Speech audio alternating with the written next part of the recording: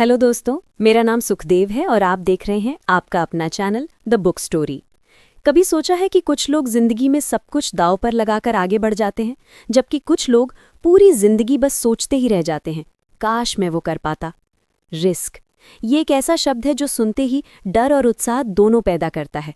कोई कहता है रिस्क मत लो, नुकसान हो जाएगा, और कोई कहता है रिस्क नहीं लिया तो लाइफ में कुछ बड़ा नहीं मिलेगा।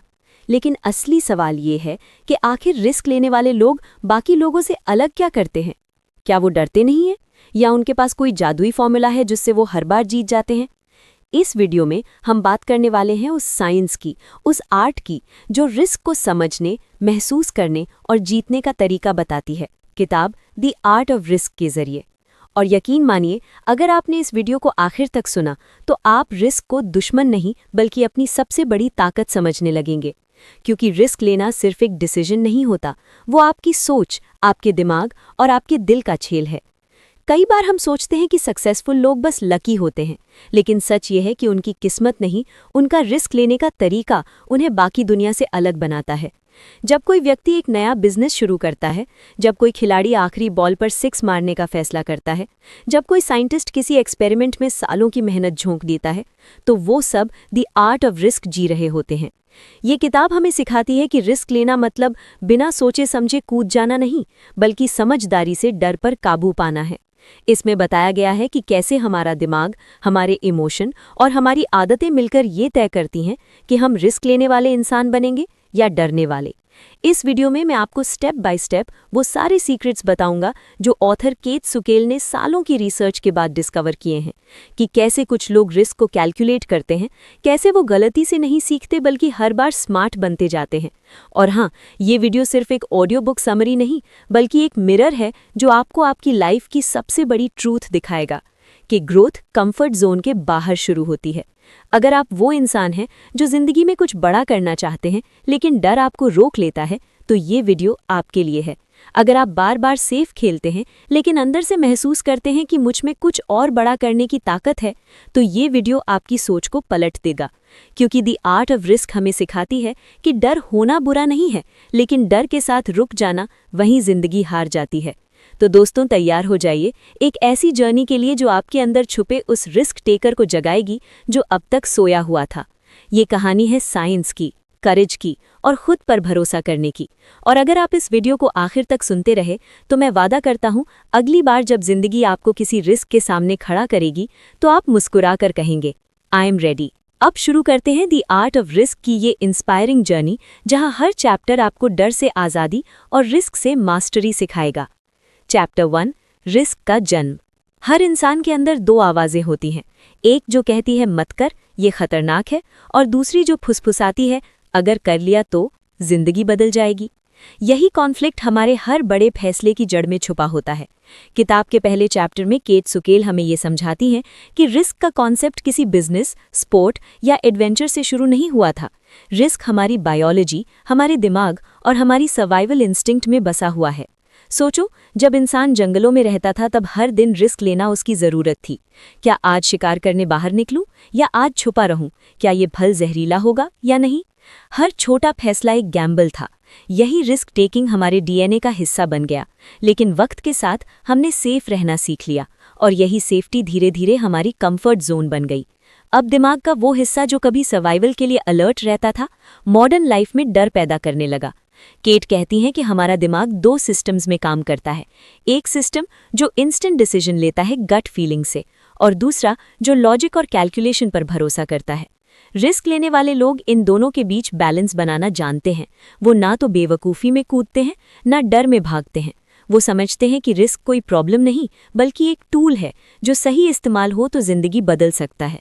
ऑथर एक न्यूरोसाइंटिस्ट के एग्जाम्पल से समझाती हैं कि जब हम किसी रिस्क का सामना करते हैं तो हमारे दिमाग में डोपामीन रिलीज होता है, वही केमिकल जो एक्साइटमेंट, मोटिवेशन और रिवॉर्ड के लिए रिस्पॉन्सिबल है।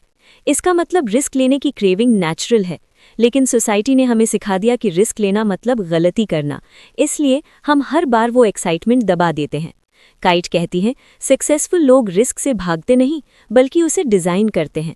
जैसे माउंटेन क्लाइंबर्स हर क्लाइंब को पूरी प्लानिंग के साथ टैकल करते हैं, वैसे ही लाइफ में भी रिस्क को समझना और मैनेज करना सीखना पड़ता है। इस चैप्टर में एक बड़ा लेसन ये है कि हर रिस्क का मतलब डेंजर नहीं होता। कई बार रिस्क का मतलब होता है पॉसिबिलिटी। लेकिन दिक्कत यह है कि हम पॉसिबिलिटी की जगह सिर्फ डेंजर देखते हैं। एग्जाम्पल के तौर पर जब कोई व्यक्ति नई जॉब छोड़कर स्टार्टअप शुरू करना चाहता है तो सोसाइटी उसे डराती है, अगर फेल हो गया तो। लेकिन कोई नहीं कहता अगर सक्सेस मिल गया तो। यही माइंडसेट शिफ्ट इस किताब की नींव है। काइट बताती हैं कि हमारे डिसीजन मेकिंग के पीछे अमिगडाला और प्रीफ्रंटल कॉर्टेक्स का खेल होता है। अमिगडाला डर दिखाता है और प्रीफ्रंटल कॉर्टेक्स लॉजिक बताता है। रिस्क टेकर्स अपने दिमाग को ट्रेन करते हैं कि डर की आवाज़ सुनो लेकिन उसकी गुलामी मत करो, और यही फर्क तय करता है कि कौन एवरेज रहेगा और कौन एक्स्ट्रा ऑर्डिनरी बनेगा। इस चैप्टर में ऑथर ये भी बताती हैं कि बच्चे नेचुरल रिस्क टेकर्स होते हैं। वो गिरते हैं, उठते हैं, दोबारा कोशिश करते हैं, लेकिन जैसे जैसे हम बड़े होते हैं हमें सिखाया जाता है सावधान रहो, गलती मत करना। धीरे धीरे हम अपने अंदर के एक्सप्लोरर को बंद कर देते हैं। लेकिन हर बार जब कोई इंसान अपने कंफर्ट जोन से बाहर निकलता है, चाहे वो पब्लिक स्पीकिंग हो, करियर चेंज हो या कोई नया एक्सपेरिमेंट, वो अपने दिमाग को दोबारा रीवायरिंग करता है। काइट कहती हैं, रिस्क लेना दरअसल अपने पुराने डर से लड़ना नहीं बल्कि खुद पर भरोसा करना सीखना है, और ये भरोसा धीरे धीरे एक्सपीरियंस से आता है। इसलिए पहला लेसन साफ है, रिस्क एक मसल है, जितना यूज करोगे उतना स्ट्रांग होगा। जितनी बार आप छोटे छोटे रिस्क लोगे, किसी नई स्किल को सीखने का, किसी स्ट्रेंजर से बात करने का, किसी ड्रीम प्रोजेक्ट की शुरुआत करने का, उतनी बार दिमाग ये समझने लगेगा कि रिस्क लेना मतलब मरना नहीं, रिस्क लेना मतलब जीना है। यही माइंडसेट सक्सेसफुल लोगों को बनाता है। तो दोस्तों, इस पहले चैप्टर से एक चीज साफ है, रिस्क कोई एनिमी नहीं, रिस्क वो साथी है जो हमें हमारी असली ताकत दिखाता है। डर सबको लगता है, फर्क बस इतना है कि कोई डर के साथ रुक जाता है और कोई डर के साथ बढ़ जाता है। और द आर्ट ऑफ रिस्क का पहला कदम यही है, डर के साथ चलना सीखो, क्योंकि जो डर को दोस्त बना लेता है वो जिंदगी को जीत लेता है। चैप्टर 2, रिस्क और फियर के बीच का फर्क। जब भी हम किसी नए कदम के बारे में सोचते हैं, सबसे पहले जो चीज अंदर उठती है वो डर होता है। डर असली दुश्मन नहीं है, लेकिन अगर तुम उसे समझे बिना उसे अपने ऊपर राज्य करने दो तो वही डर तुम्हारे सपनों का कातिल बन जाता है। काइट सुकेल इस चैप्टर में हमें सिखाती हैं कि रिस्क और फियर एक जैसे दिखते हैं, लेकिन दोनों की जड़ी अलग है। रिस्क एक फैसला है, जबकि फियर एक भावना। रिस्क वो चीज़ है जो हम चुनते हैं और फियर वो चीज़ है जो खुद हमें चुन लेती है। फर्क ये है कि रिस्क में एक्शन है और फियर में रिएक्शन। जब कोई इंसान रिस्क लेने से पहले डर महसूस करता है तो वो बिल्कुल नॉर्मल है, क्योंकि डर का काम हमें सावधान करना है। लेकिन डर का मकसद हमें रोकना नहीं होता। दिक्कत तब होती है जब हम डर को रीजन बना लेते हैं रुक जाने का। केट कहती हैं कि fear is information not instruction, यानी डर हमें ये बताता है कि कुछ इंपॉर्टेंट होने वाला है, लेकिन ये नहीं बताता कि हमें क्या करना है। डर केवल सिग्नल देता है कि ये मोमेंट रिस्की है, ध्यान रखो। अब उस सिग्नल का इस्तेमाल करना या उससे भागना, ये तुम्हारे ऊपर है। ऑथर कुछ फैसिनेटिंग रिसर्च शेयर करती हैं, जैसे जब एक प्रोफेशनल स्काई डाइवर पहली बार छलांग लगाता है तो उसके शरीर में एड्रेनलिन बढ़ जाता है, दिल की धड़कन तेज होती है, हाथ कांपते हैं, लेकिन वो फिर भी जंप करता है। क्यों? क्योंकि वो डर को डेंजर नहीं, एक्साइटमेंट समझता है। और यही फर्क है फियर और रिस्क टेकर के माइंडसेट में। डर और जोश के बीच एक बहुत पतली लाइन होती है, और उसे समझने वाला इंसान ही रिस्क टेकिंग में मास्टर बनता है। यही वो पल होता है जब दिमाग का अमिगडाला और प्रीफ्रंटल कॉर्टेक्स आमने सामने आते हैं। अमिगडाला चिल्लाता है, रुक जाओ, ये खतरनाक है, और प्रीफ्रंटल कॉर्टेक्स धीरे से कहता है, हमें पता है ये मुश्किल है, लेकिन हमने तैयारी की है। जो इंसान प्रीफ्रंटल कॉर्टेक्स की आवाज़ सुनना सीख लेता है, वो डर को अपने पक्ष में मोड़ लेता है। किताब में एक एग्जाम्पल आता है एक रॉक क्लाइंबर का, जिसने कहा, मुझे हर बार चढ़ाई से पहले डर लगता है, लेकिन अब मैं उसे सिग्नल की तरह यूज करता हूँ। जब डर आता है तो मैं ज्यादा फोकस हो जाता हूँ। यही डर को पावर में बदलना कहलाता है।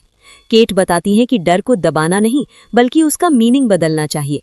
डर अगर तुम्हें अलर्ट रखे तो वो तुम्हारा साथी है, लेकिन अगर वो तुम्हें फ्रीज कर दे तो वो तुम्हारा जेलर बन जाता है। रिस्क टेकर्स डर के साथ बातचीत करते हैं, जैसे कोई दोस्त जो बार बार रोकता है, लेकिन तुम मुस्कुरा कर कहते हो, चिंता मत करो, मैं संभाल लूंगा। यही इमोशनल इंटेलिजेंस है।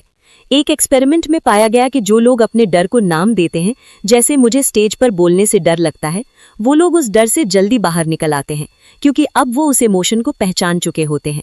डर की पहचान करना, उसे लेबल देना और फिर उसके साथ आगे बढ़ना, यही स्मार्ट रिस्क टेकिंग का दूसरा कदम है। इस चैप्टर का सबसे गहरा लेसन ये है कि डर को खत्म नहीं करना बल्कि उसे समझने की कोशिश करना है। जब डर तुम्हें रोकने लगे तो उससे पूछो, क्या तुम मुझे सचमुच बचाना चाहते हो या सिर्फ मेरी आदत बोल रहे हो कि सेफ रहो? ये सवाल दिमाग के लॉजिकल पार्ट को एक्टिवेट कर देता है और तुम डर को फॉल्स अलार्म समझने लगते हो। केट कहती है कि रिस्क टेकर्स डर महसूस नहीं करते बल्कि वो डर के साथ चलना सीखते हैं। यही बात उन्हें एवरेज लोगों से अलग बनाती है। इस चैप्टर में वो ये भी बताती हैं कि फियर को जीतने का सबसे अच्छा तरीका एक्सपोजर थेरेपी है, यानी जिस चीज से डर लगता है उसे धीरे धीरे करते जाना। स्टेज से डर लगता है तो पहले 2 लोगों के सामने बोलो, फिर 4 के सामने। यही छोटे छोटे स्टेप्स बड़े डर को खत्म कर देते हैं। तो दोस्तों, दूसरे चैप्टर से ये समझ आया कि डर होना गलत नहीं है, लेकिन डर के वजह से रुक जाना यही गलती है। रिस्क टेकर्स डर को मिटाते नहीं बल्कि उसे समझते और यूज करते हैं, क्योंकि जो डर को सिग्नल की तरह समझता है वो जिंदगी को जीत नहीं किया जा सकता, लेकिन उसे दिशा दी जा सकती है। वो एनर्जी जो डर पैदा करता है वही एनर्जी तुम्हें एक्शन की तरफ भी धकेल सकती है। फर्क सिर्फ फोकस का है। अगर तुम उस एनर्जी को मैं नहीं कर सकता में लगाओगे तो डर जीत जाएगा, लेकिन अगर वही एनर्जी देखते हैं क्या होता है में डालोगे तो तुम जीत जाओगे। रिस्क और फियर के बीच का अंतर समझना मतलब अपने दिमाग का रिमोट अपने हाथ में लेना। और याद रखो, डर हमेशा पहले आएगा, क्योंकि वही तुम्हें याद दिलाता है कि तुम कंफर्ट जोन से बाहर जा रहे हो। लेकिन कंफर्ट जोन के बाहर ही तो ग्रोथ शुरू होती है। इसलिए अगली बार जब डर महसूस हो तो उसे रोकने वाला नहीं, आग लगाने वाला सिग्नल मानो, क्योंकि रिस्क वही लेता है जो डर के बावजूद कदम बढ़ाता है। और यही इस चैप्टर का सार है। डर से भागो मत, डर के साथ चलना सीखो, क्योंकि जो डर के साथ कदम बढ़ा लेता है वो रिस्क के खेल में कभी नहीं हारता। चैप्टर 3, स्मार्ट रिस्क टेकर्स का माइंडसेट, कैसे वो सोच अलग बनाते हैं। ज्यादातर लोग रिस्क से डरते हैं क्योंकि वो उसे खतरा मानते हैं, लेकिन स्मार्ट रिस्क टेकर्स रिस्क को एक अवसर यानी अपॉर्चुनिटी के रूप में देखते हैं। यही सोच का फर्क पूरी जिंदगी का फर्क बना देता है। ऑथर कैट सुकिल कहती हैं कि रिस्क लेने वाले लोग अलग पैदा नहीं होते, लेकिन उनकी सोच का ढंग अलग होता है। वो दुनिया को क्या गलत हो सकता है कि नजरिए से नहीं, बल्कि क्या सही हो सकता है कि नजरिए से देखते हैं। यही उनका पहला सीक्रेट है, ऑप्टिमिस्टिक फ्रेमिंग। वो अपने माइंड को हर सिचुएशन में पॉसिबिलिटी ढूंढने के लिए ट्रेन करते हैं। जब आम आदमी किसी प्रॉब्लम को देखता है तो उसका दिमाग ऑटोमेटिकली डेंजर के सीन बना देता है, लेकिन रिस्क टेकर वही सीन को चैलेंज की तरह देखता है। जैसे कोई माउंटेन क्लाइंबर उस ऊंची चट्टान को खतरा नहीं बल्कि कॉन्क्वेस्ट मानता है। किताब में एक एक्सपेरिमेंट बताया गया है जहां 2 ग्रुप्स को एक ही टास्क दिया गया, लेकिन एक ग्रुप को कहा गया ये मुश्किल है, ध्यान से करना, और दूसरे को कहा गया ये इंटरेस्टिंग चैलेंज है, देखते हैं तुम कैसे हैंडल करते हो। नतीजा क्या निकला? दूसरे ग्रुप ने ज्यादा अच्छा परफॉर्म किया। सिर्फ परसेप्शन का फर्क था, लेकिन परफॉर्मेंस का गैप बहुत बड़ा निकला। कैट कहती हैं, mindset defines the outcome. Smart risk takers जानते हैं कि डन और डाउट कभी खत्म नहीं होंगे, इसलिए वो उन्हें इग्नोर नहीं करते बल्कि उनका इस्तेमाल एनर्जी की तरह करते हैं।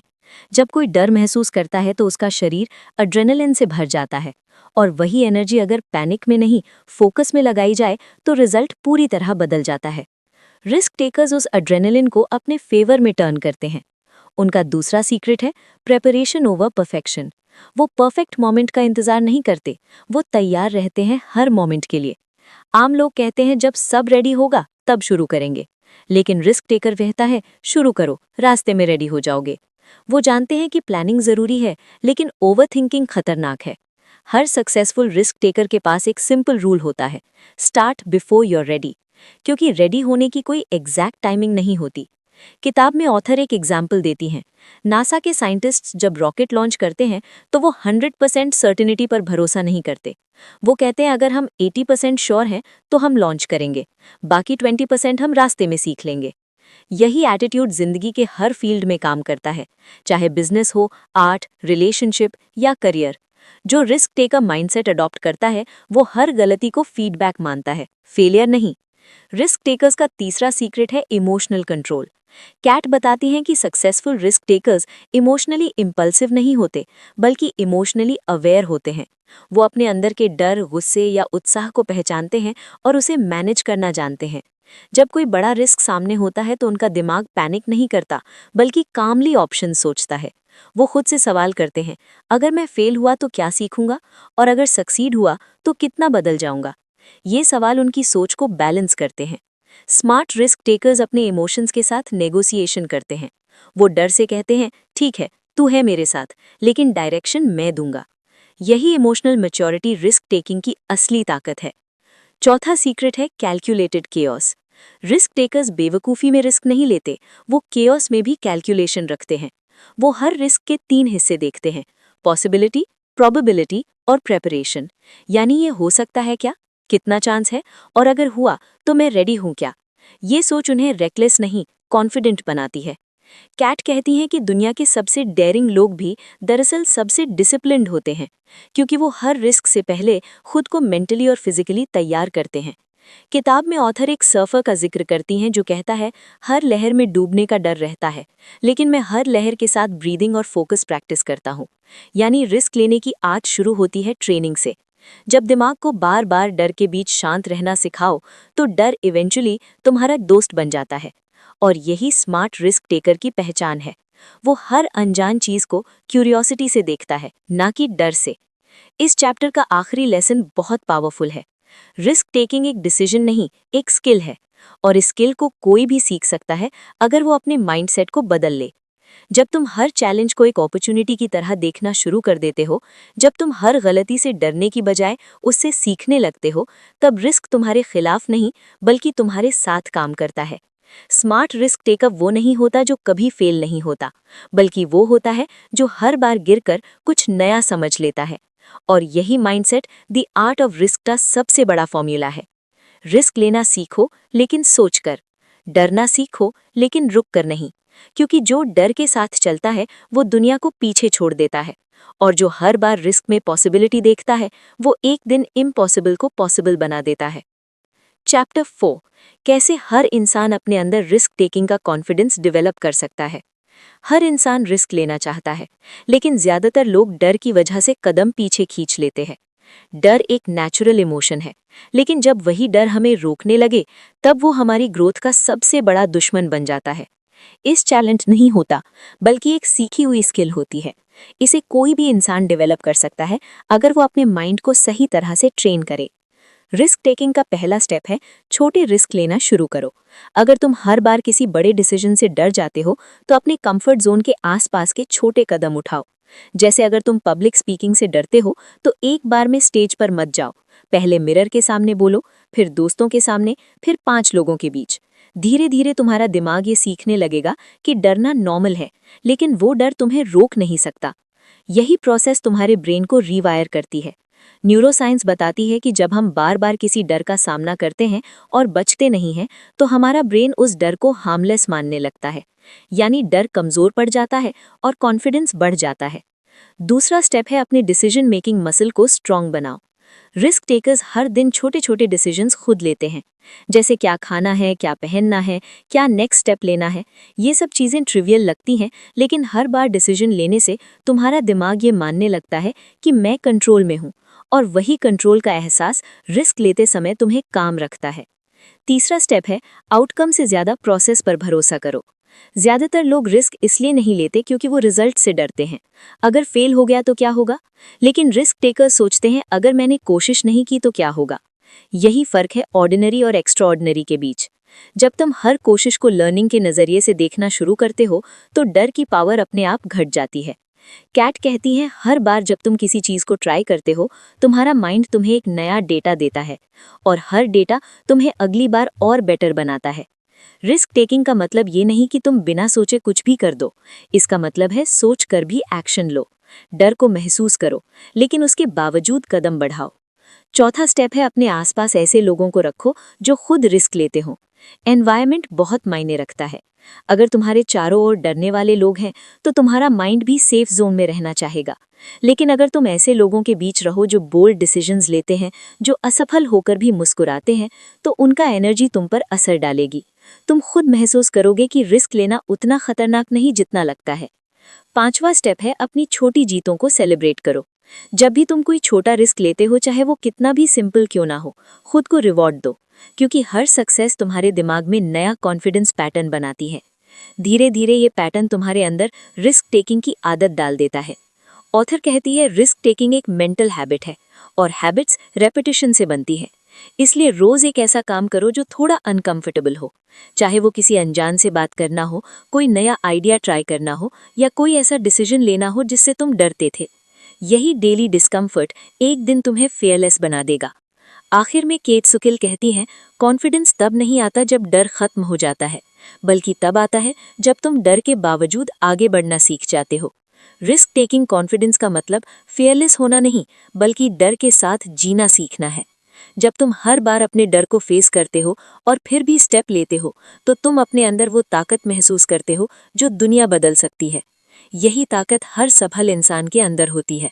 रिस्क टेकिंग की आर्ट सिर्फ डेयरिंग होने की नहीं, बल्कि समझदारी से डर को डायरेक्शन देने की है। और जब तुम ऐसा करना सीख जाते हो, तो जिंदगी की हर चुनौती एक एडवेंचर बन जाती है, हर डर एक लेसन बन जाता है और हर डिसीजन एक नई शुरुआत। यही असली कॉन्फिडेंस है, डर के साथ भी आगे बढ़ना। चैप्टर 5, फेलियर से सीखने की कला। जब रिस्क गलत हो जाए। जिंदगी में रिस्क लेना आसान नहीं होता और हर रिस्क का नतीजा सक्सेस नहीं होता। कई बार तुम पूरी तैयारी के साथ कदम बढ़ाते हो, लेकिन चीजें तुम्हारे हिसाब से नहीं होती। लोग हंसते हैं, हालात टूटते हैं और अंदर से एक आवाज उठती है, काश मैंने ये रिस्क नहीं लिया होता। लेकिन यही वो पल है जहां असली रिस्क टेकर और ऑर्डिनरी इंसान के बीच फर्क पैदा होता है। कैट सुकेल कहती हैं कि फेलियर कोई अंत नहीं है, बल्कि फीडबैक है। जब रिस्क फेल होता है तो वो तुम्हें दो चीजें देता है, एक नया लेसन और एक नया वर्जन ऑफ योरसेल्फ। जो इंसान इन दोनों को समझ लेता है, वही आगे चलकर अजेय बन जाता है। रिस्क टेकिंग में फेल होना मतलब बेकार होना नहीं है, बल्कि सीखने की प्रक्रिया का हिस्सा है। साइंस बताती है कि जब हम किसी गलती से गुजरते हैं, तो हमारा ब्रेन नए न्यूरल पाथवेज बनाता है, यानी हर असफलता तुम्हारी दिमाग को और मजबूत बना रही होती है। गाइड सुकेल इस चैप्टर में समझाती हैं कि सक्सेसफुल लोग फेलियर से भागते नहीं, बल्कि उसे स्टडी करते हैं। वो देखते हैं कि कहाँ पर कमी रह गई, क्या अलग किया जा सकता था और कैसे अगली बार वही गलती दोहराई ना जाए। यही रिफ्लेक्टिव माइंडसेट रिस्क टेकिंग का सबसे बड़ा हथियार है। जब तुम किसी असफलता को सिर्फ दर्द नहीं, बल्कि डेटा की तरह देखते हो, तो तुम्हारे अंदर सीखने की भूख पैदा होती है। और जो इंसान सीखने की प्रक्रिया को अपना लेता है, उसके लिए कोई भी फेलियर स्थायी नहीं रहता। ऑथर एक बहुत सुंदर एग्जाम्पल देती हैं, एक माउंटेन क्लाइंबर का, जिसने 2 बार समिट तक पहुंचने की कोशिश की और दोनों बार असफल हुआ। तीसरी बार जाते वक्त किसी ने पूछा, तुम फिर क्यों कोशिश कर रहे हो जब 2 बार हार चुके हो? उसने कहा, क्योंकि हर बार मैं पहाड़ को नहीं, खुद को जीतने जाता हूँ। यही है रिस्क टेकर की असली पहचान।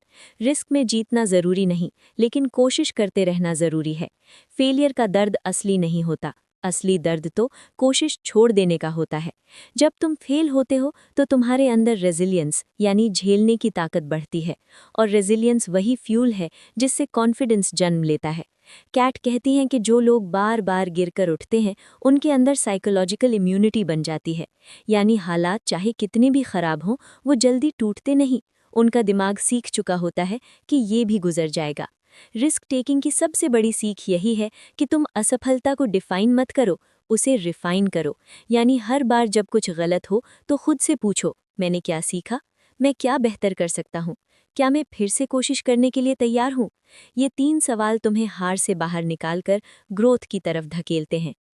एक और इंटरेस्टिंग बात जो इस चैप्टर में आती है, वो है इमोशनल रेगुलेशन। जब रिस्क फेल होता है, तो सबसे ज़रूरी होता है खुद को इमोशनली संभालना, क्योंकि ज़्यादातर लोग फेलियर के बाद खुद पर डाउट करने लगते हैं, शायद मैं इसके लायक नहीं था। लेकिन असल में हर फेलियर तुम्हारे अंदर छिपे नए वर्जन को जगाने का मौका होता है। जितनी बड़ी असफलता, उतनी बड़ी क्लैरिटी। कैट कहती हैं कि हर बार जब कुछ गलत होता है, तो लाइफ तुम्हें दिखा रही होती है कि सही रास्ता कौन सा है। इस चैप्टर का सबसे पावरफुल मैसेज है कि रिस्क और फेलियर एक ही सिक्के के 2 पहलू हैं। अगर तुम रिस्क लेना चाहते हो, तो तुम्हें फेलियर को गले लगाना ही होगा, क्योंकि रिस्क का मतलब ही है अनजान में कदम रखना, और अनजान में कभी कभी गिरना भी पड़ता है, लेकिन गिर कर उठना, डस्ट झाड़ना और फिर से चल पड़ना, यही तुम्हें एवरेज से एक्स्ट्राऑर्डिनरी बनाता है। इसलिए जब अगली बार तुम किसी रिस्क में फेल हो जाओ तो खुद को कोसना मत, बल्कि खुद से कहो, कमाल है, मैंने कोशिश तो की। यही सोच तुम्हें हर बार थोड़ा बेहतर, थोड़ा मजबूत और थोड़ा समझदार बनाएगी। याद रखो, दुनिया के हर सक्सेसफुल इंसान ने रिस्क लेकर ही रास्ता बनाया है, और हर रिस्क ने उन्हें पहले गिराया, फिर उठाया और आखिर में चमकाया। रिस्क लेना कला है, लेकिन फेलियर से सीखना विज्ञान है, और जो इस कला और विज्ञान का संतुलन समझ गया, वो जिंदगी में कभी हारता नहीं, बस इवॉल्व करता है। चैप्टर 6, रिस्क और डिसीजन मेकिंग का साइंस। कैसे स्मार्ट लोग तेज और सही फैसले लेते हैं। जिंदगी हर दिन हमें छोटे बड़े फैसले लेने पर मजबूर करती है, लेकिन हर फैसला रिस्क से जुड़ा होता है। कुछ फैसले आसान लगते हैं, जैसे आज क्या पहनना है, क्या खाना है, लेकिन कुछ फैसले ऐसे होते हैं जो हमारी पूरी जिंदगी बदल सकते हैं। करियर बदलना, बिजनेस शुरू करना, किसी रिश्ते को निभाना या छोड़ना, हर बड़ा फैसला एक रिस्क की तरह लगता है। और इसी जगह ज्यादातर लोग रुक जाते हैं, क्योंकि उनके दिमाग में सिर्फ 2 सवाल गूंजते हैं, अगर मैं हार गया तो, और अगर ये गलत निकल गया तो। लेकिन केट सुकेल कहती हैं कि स्मार्ट डिसीजन मेकिंग का मतलब डर से बचना नहीं, बल्कि डर के साथ सोचना सीखना है। जब दिमाग में डर और लॉजिक एक साथ लड़ते हैं तो तुम्हारा ब्रेन 2 हिस्सों में बंट जाता है। एक हिस्सा इमोशन से ड्रिवन होता है, अमिगडाला, और दूसरा रीजन से, प्रीफ्रंटल कॉर्टेक्स। जो लोग स्ट्रॉन्ग डिसीजन मेकर्स होते हैं, वो दोनों को बैलेंस करना जानते हैं। वो ना तो सिर्फ दिल की सुनते हैं, न सिर्फ दिमाग की, बल्कि दोनों की सुनते हैं और फिर सोच समझकर कदम बढ़ाते हैं। यही रिस्क टेकिंग का साइंस है। ऑथर बताती हैं कि हमारे फैसले हमेशा लॉजिक से नहीं, परसेप्शन से भी प्रभावित होते हैं। यानी जो चीज़ हमें रिस्की लगती है, वो ज़रूरी नहीं कि सच में खतरनाक हो। कई बार हमारा माइंड पुरानी यादों, डर या दूसरों की राय से इतना भर जाता है कि हम असली खतरे को पहचान ही नहीं पाते। इसलिए स्मार्ट डिसीजन मेकर बनने का पहला कदम है अवेयरनेस। खुद को ऑब्जर्व करना कि क्या मैं सच में लॉजिकल सोच रहा हूँ या सिर्फ डर के हिसाब से। जब तुम अपने डर को देखना सीखते हो तो तुम उसे कंट्रोल करना भी सीख जाते हो। दूसरा स्टेप है अपने फैसलों को प्रोबेबिलिटी के नज़रिए से देखो। यानी हर रिस्क के 2 आउटकम होते हैं, सक्सेस या फेलियर, लेकिन बीच में एक पूरी रेंज होती है, इम्प्रूवमेंट, लर्निंग, ग्रोथ, क्लैरिटी।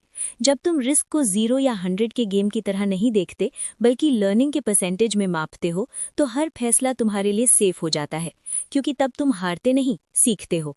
तीसरा स्टेप है डिले मत करो। रिस्क टेकिंग में सबसे बड़ी गलती होती है ओवर थिंकिंग। जितना ज्यादा सोचोगे उतना डर बढ़ेगा।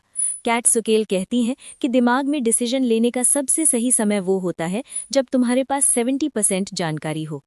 100% क्लैरिटी कभी नहीं आती। अगर तुम हर चीज़ के परफेक्ट होने का इंतज़ार करोगे तो ज़िंदगी निकल जाएगी। इसलिए स्मार्ट लोग तब कदम उठाते हैं जब उन्हें बस इतना यकीन होता है कि चलो अब देख लेते हैं। यही वो जज्बा है जो विनर्स को मूव करता है।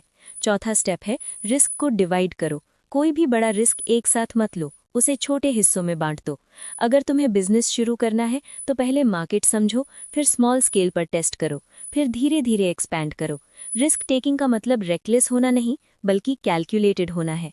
कैलकुलेटेड रिस्क वही होता है जो तुम्हें एक्सपोजर देता है, लेकिन डिस्ट्रैक्शन नहीं। पांचवा स्टेप है अपने इंस्टिंक्ट पर भरोसा करना सीखो। साइंस कहती है कि गट फीलिंग कोई मैजिक नहीं है, बल्कि तुम्हारे सबकॉन्शियस माइंड का एक्सपीरियंस है। जब तुम कई बार किसी चीज का सामना करते हो तो तुम्हारा दिमाग पैटर्न सीखता है, और जब कोई नई सिचुएशन आती है तो वही सबकॉन्शियस तुम्हें संकेत देता है कि ये सही है या ये गलत है। इसलिए गट फीलिंग को इग्नोर मत करो, कई बार वही तुम्हें लॉजिकल मिस्टेक से बचाती है।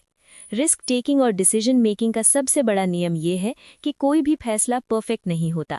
हर फैसला सिर्फ एक नया रास्ता खोलता है, और वो रास्ता तुम्हें आगे की क्लैरिटी देता है। इसलिए निर्णय लेने से पहले 100 बार मत सोचो, बस इतना सोचो, क्या मैं इससे कुछ नया सीख पाऊंगा? अगर जवाब हाँ है तो वो रिस्क लेने लायक है।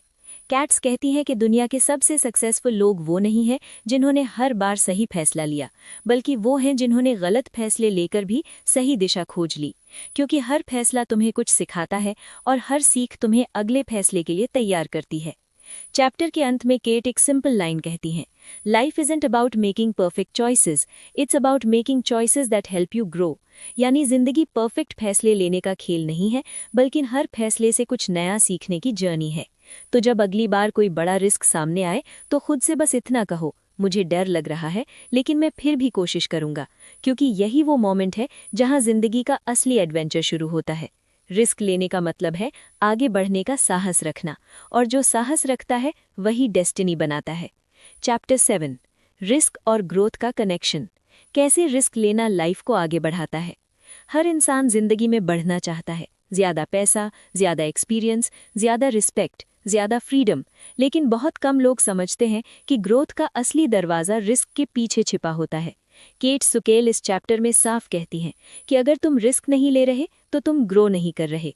ग्रोथ हमेशा कंफर्ट जोन के बाहर शुरू होती है, क्योंकि कंफर्ट जोन में सिर्फ ईज मिलता है लेकिन चेंज नहीं। रिस्क वो प्रोसेस है जो तुम्हें तुम्हारे लिमिट से बाहर निकालता है और तुम्हारी कैपेबिलिटीज दिखाता है। जब तुम रिस्क लेते हो तो तुम अपने अंदर के उस वर्जन को एक्टिवेट करते हो जिसे तुम खुद भी नहीं जानते थे। यही सेल्फ डिस्कवरी की शुरुआत होती है।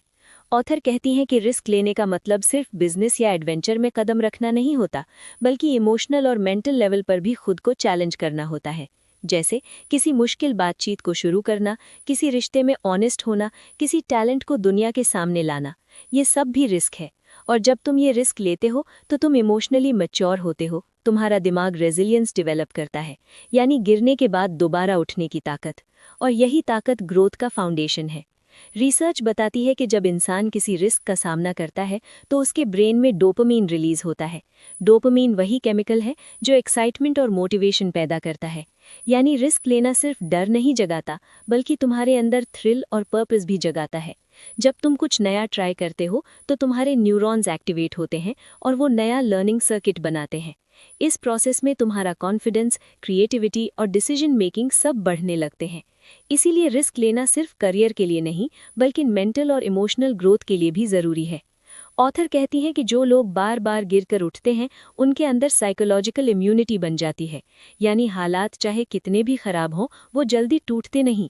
उनका दिमाग सीख चुका होता है कि ये भी गुजर जाएगा। रिस्क टेकिंग की सबसे बड़ी सीख यही है कि तुम असफलता को डिफाइन मत करो, उसे रिफाइन करो। यानी हर बार जब कुछ गलत हो तो खुद से पूछो, मैंने क्या सीखा, मैं क्या बेहतर कर सकता हूँ, क्या मैं फिर से कोशिश करने के लिए तैयार हूँ। ये 3 सवाल तुम्हें हार से बाहर निकालकर ग्रोथ की तरफ धकेलते हैं। एक और लेना साइंटिफिक लेवल पर भी ग्रोथ का फ्यूल है, लेकिन ग्रोथ सिर्फ एक्शन लेने से नहीं आती, वो रिफ्लेक्शन से भी आती है। जब तुम रिस्क लेते हो और फिर बैठकर सोचते हो कि क्या अच्छा हुआ क्या नहीं, तब तुम्हारा ब्रेन उस एक्सपीरियंस को अब्जॉर्ब करता है। यही रिफ्लेक्टिव लर्निंग तुम्हें अगले लेवल पर ले जाती है। कैट सुकेल इस बात पर जोर देती हैं कि रिस्क लेने के बाद खुद को एनालाइज करना उतना ही जरूरी है जितना रिस्क लेना, क्योंकि ग्रोथ सिर्फ करने से नहीं, समझने से भी होती है। रिस्क और ग्रोथ के बीच का रिश्ता एक साइकिल की तरह है। रिस्क लोगे तो ग्रोथ मिलेगी, ग्रोथ होगी तो अगला रिस्क आसान लगेगा, और हर साइकिल के साथ तुम्हारा माइंड और स्ट्रांग बनता जाता है। धीरे धीरे वो रिस्क तुम्हारे लिए डर नहीं, चैलेंज बन जाता है। चैलेंज एक्साइटमेंट में बदलता है और एक्साइटमेंट तुम्हें आगे खींचती है। यही वो जर्नी है जहां ऑर्डिनरी इंसान एक्स्ट्रा ऑर्डिनरी बन जाता है। ऑथर एक रियल लाइफ एग्जाम्पल देती हैं, एक साइंटिस्ट का जो अपनी रिसर्च बार बार फेल होते देख चुका था। उसे कहा गया कि अब छोड़ दो, ये काम इम्पॉसिबल है, लेकिन उसने रिस्क लिया, फिर से कोशिश की, और वही रिसर्च बाद में दुनिया बदल गई। उसने कहा, हर बार जब मैंने कोशिश की मैं कुछ सीखा, और हर बार मैंने सीखा मैं ग्रो हुआ। यही असली फॉर्मूला है। फेल होने से ग्रोथ नहीं रुकती, कोशिश छोड़ने से रुकती है। रिस्क लेना ग्रोथ का शॉर्टकट नहीं, बल्कि उसका रास्ता है। जब तुम खुद से बड़े फैसले लेने लगते हो, खुद पर भरोसा रखने लगते हो और अपने डर के बावजूद आगे बढ़ते हो, तब तुम इवॉल्व होने लगते हो। तुम सिर्फ गोल्स नहीं हासिल करते, बल्कि खुद को ट्रांसफॉर्म करते हो। यही दी आर्ट ऑफ रिस्क का सबसे बड़ा इंसाइट है कि ग्रोथ कोई कंफर्ट से नहीं आती, बल्कि डिस्कम्फर्ट को अपनाने से आती है। तो अगर तुम सच में ग्रो करना चाहते हो तो अपने डर के उस पार चलो, क्योंकि डर के उस पार ही तुम्हारा नया वर्जन खड़ा है। वो वर्जन जो ज्यादा समझदार, ज्यादा मजबूत और ज्यादा जीवंत है। रिस्क मत टालो, रिस्क को डायरेक्शन दो, क्योंकि हर बार जब तुम रिस्क लेते हो तुम सिर्फ दुनिया नहीं बदलते, तुम खुद को भी रीडिफाइन करते हो। और यही असली ग्रोथ है जो जिंदगी को अर्थ देती है। चैप्टर 8, रिस्क और रिवॉर्ड का सच। कैसे रिस्क लेना जिंदगी में अपॉर्चुनिटीज का दरवाजा खोलता है। हर इंसान जिंदगी में रिवॉर्ड चाहता है, सफलता, सम्मान, पैसा, आज़ादी, पहचान। लेकिन ज्यादातर लोग ये भूल जाते हैं कि रिवॉर्ड हमेशा रिस्क के बाद ही आता है। रिस्क और रिवॉर्ड के बीच का रिश्ता उतना ही गहरा है जितना रात और सुबह का। एक के बिना दूसरा संभव नहीं। काइट सुकेल इस चैप्टर में बताती हैं कि रिस्क लेने वाले लोग रिवॉर्ड का पीछा नहीं करते, वो पॉसिबिलिटीज का पीछा करते हैं। और जब तुम पॉसिबिलिटीज के पीछे भागते हो तो रिवॉर्ड अपने आप मिलने लगता है। रिस्क टेकिंग और रिवॉर्ड का साइंस सीधा है। जितना बड़ा रिस्क उतनी बड़ी संभावना। लेकिन इसका मतलब ये नहीं कि हर रिस्क सक्सेसफुल होगा। असल में हर रिस्क तुम्हें दो तरह के रिवॉर्ड देता है, एक बाहरी सक्सेस, मनी, फेम, और एक अंदरूनी, ग्रोथ, करेज, एक्सपीरियंस, क्लैरिटी। और सच कहा जाए तो अंदरूनी रिवॉर्ड ज्यादा वैल्यूएबल होता है, क्योंकि वही तुम्हें अगले रिस्क के लिए तैयार करता है। ऑथर बताती हैं कि हमारा ब्रेन नेचुरली रिस्क और रिवॉर्ड के बीच कनेक्शन बनाता है। जब हम कोई रिस्क लेते हैं और उसमें थोड़ा भी सक्सेस मिलता है तो दिमाग में डोपामीन रिलीज होता है। यही केमिकल हमें फिर से कोशिश करने के लिए प्रेरित करता है। इसीलिए सक्सेसफुल लोग रिस्क लेने से डरते नहीं, क्योंकि उनका दिमाग रिस्क और रिवॉर्ड को पॉजिटिव पैटर्न के रूप में पहचान चुका होता है। उन्होंने खुद को इस तरह ट्रेन किया है कि रिस्क लेने से डर नहीं, मोटिवेशन महसूस हो। काइट एक इंटरेस्टिंग रिसर्च का जिक्र करती है जिसमें देखा गया कि जो लोग बार बार छोटे रिस्क लेते हैं, जैसे नया आइडिया आजमाना, नए लोगों से बात करना या कोई नई स्किल सीखना, उनके अंदर इनोवेशन और क्रिएटिविटी बहुत ज्यादा होती है, क्योंकि उनका दिमाग हमेशा व्हाट इफ सोचने के लिए तैयार रहता है। यही माइंडसेट उन्हें उन जगहों तक पहुंचाता है जहां ऑर्डिनरी लोग पहुंचने की हिम्मत नहीं करते। रिस्क लेना मतलब अपने लिए नए दरवाजे खोलना। कुछ दरवाजों के पीछे डिसअपॉइंटमेंट होती है, लेकिन कुछ दरवाजों के पीछे वो रिवॉर्ड छिपा होता है जो तुम्हारी जिंदगी पूरी तरह बदल देता है। रिवॉर्ड सिर्फ आउटकम नहीं होता, वो प्रोसेस का हिस्सा भी है। जब तुम रिस्क लेते हो तो तुम खुद को एक नई डायरेक्शन में पुश करते हो। वो एक्साइटमेंट, वो थ्रिल, वो लेट्स सी व्हाट हैपेंस वाला मोमेंट, यही असली रिवॉर्ड है, क्योंकि वो तुम्हें जिंदा महसूस कराता है। ज्यादातर लोग प्रिडिक्टेबल लाइफ जीते हैं क्योंकि उन्हें लगता है सेफ्टी ही हैप्पीनेस है, लेकिन असली खुशी सर्टेनिटी में नहीं, पॉसिबिलिटी में है। कैट सुकेल कहती हैं, रिस्क और रिवॉर्ड एक इमोशनल इक्वेशन है।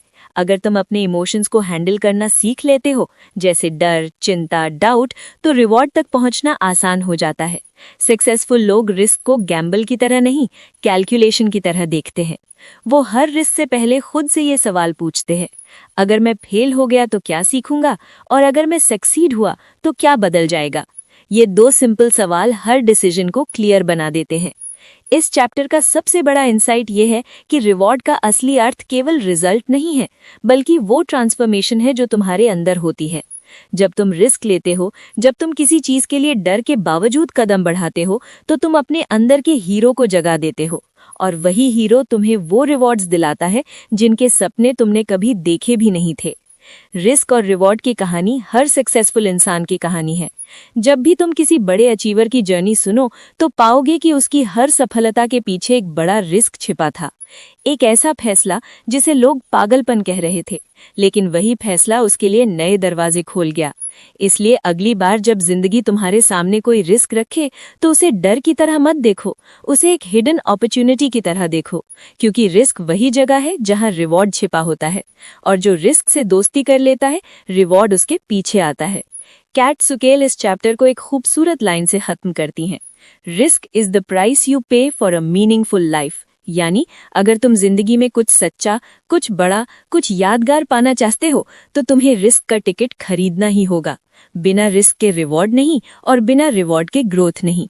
तो आगे बढ़ो, कदम उठाओ, और हर रिस्क को एक नए रिवॉर्ड की शुरुआत मानो, क्योंकि यही है द आर्ट ऑफ रिस्क की असली कला, जो डर को दरवाजा और पॉसिबिलिटी को मंजिल बना देती है। तो दोस्तों, यही थी द आर्ट ऑफ रिस्क की पूरी कहानी। एक ऐसी किताब जो हमें ये सिखाती है कि रिस्क कोई खतरा नहीं, बल्कि जिंदगी का सबसे बड़ा टीचर है। कैट सुकेल ने हमें समझाया कि हर रिस्क के पीछे एक इमोशन होता है, एक रीजन होता है, और एक हिडन ग्रोथ भी होती है। जब तुम रिस्क लेने से डरना छोड़ देते हो, तभी तुम असली मायने में जीना शुरू करते हो।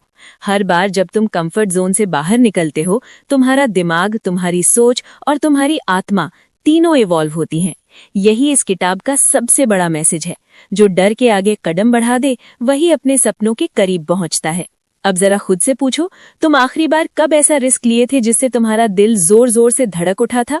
वो पल याद करो जब तुम्हें डर लगा था, लेकिन तुमने फिर भी कोशिश की थी। वही पल तुम्हारी ग्रोथ की शुरुआत थी। और अगर बहुत वक्त से तुमने कोई रिस्क नहीं लिया है, तो शायद अब वक्त है एक नया कदम बढ़ाने का।